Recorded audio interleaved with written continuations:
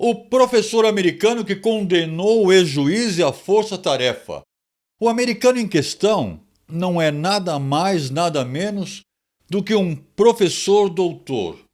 Mas o que faz um professor extremamente conhecido e de peso no mundo jurídico internacionalmente, primeiramente condenar o juiz Sérgio Moro, os procuradores do Ministério Público e a Operação Lava Jato, e uma semana depois absolvê-los? E não é só isso. Ainda alertar as autoridades e o povo brasileiro, pois assobiam no escuro sem lanterna e na escuridão levantam falsas verdades. Vinheta!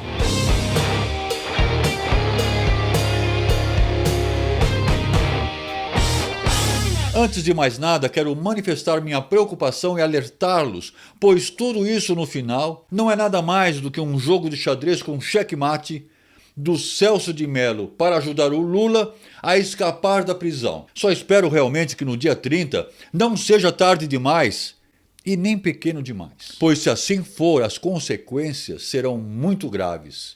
Se a liberdade do Lula está nas mãos do Celso de Mello, o futuro do Brasil está em nossas mãos. Mas vamos lá. Não quero fazer propaganda do antagonista, mas por uma questão de ética, devo mencionar a fonte, pois usei como fonte o jornal digital O Antagonista. Com a publicação do vazamento de conversa mantidos por Sérgio Moro e os procuradores da Lava Jato, o professor doutor da Universidade Americana, Harvard, o Dr. Matthew Stephenson, condenou o juiz Sérgio Moro e a força-tarefa, e os seus procuradores, claro. Mas esta condenação do professor Dr. Matthew teve um grande impacto no mundo jurídico aqui no Brasil, por se tratar de um especialista em direito e corrupção na universidade onde professa, e porque é também considerado um dos maiores especialistas do mundo nesta área. Porém, passados 6 dias... o mesmo professor de Harvard publicou uma nova análise em sentido contrário, afirmando, eu repito o que ele disse, abro aspas, o propósito desses vazamentos é desacreditar a Lava Jato, fecho aspas.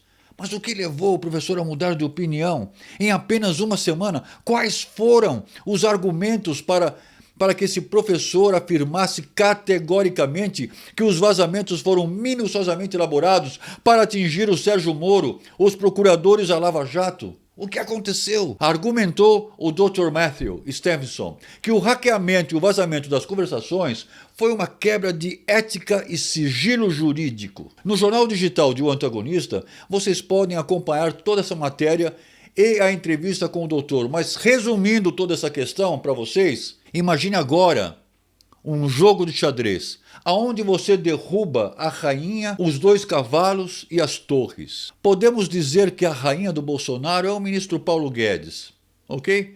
E o Sérgio Moro, os cavalos da justiça. As torres e os bispos e os peões, deixo para que vocês decidam quem são, beleza? Mas por que tudo isso? Para enfraquecer o rei. No tabuleiro, só se pensa uma coisa: como enfraquecer o rei, o Bolsonaro e o seu governo.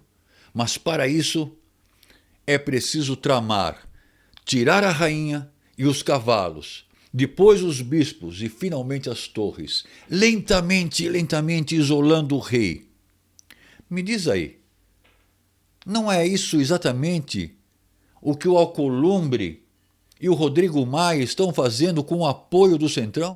Lentamente tirando os bispos, os cavalos, as torres, a rainha, os peões, e deixa lá o rei sozinho no tabuleiro, sem poder fazer nada. Só se defendendo, coitado, acuado. O que é preciso para este nível de hackers? O professor doutor Matthew cogita as dificuldades para levantar uma operação como essa. E eu acrescento, inclusive, os custos para financiar equipamento para um hacker, para poder hackear celulares de ministros e agentes do governo. Quero terminar esse vídeo com uma pergunta. Lembrando a ligação do Glenn com Edward Snowden, que se refugiou na Rússia. Lembra? o assobiador americano, né? Assim foi apelidado. E ajudado pela Intercept, a Intercept você sabe quem é já, publicou os segredos do Estado americano. Publicou os segredos de Estado americano. Porque esse mesmo jornal, o Intercept, que é um jornal estrangeiro e com ligações russas, por que esse jornal, o Intercept, se daria ao trabalho de executar um hacking e a publicação de conversas sigilosas de um juiz, de um Ministério Público e seus procuradores? Quem financiou o custo das operações do hacker? Por que hackearam somente o governo Bolsonaro? Por que não hackearam o Gilmar Mendes, o Davi Alcolumbre, o Rodrigo Maia, a Gleisi Hoffmann, etc, etc, etc? Me despeço desse vídeo com essas perguntas.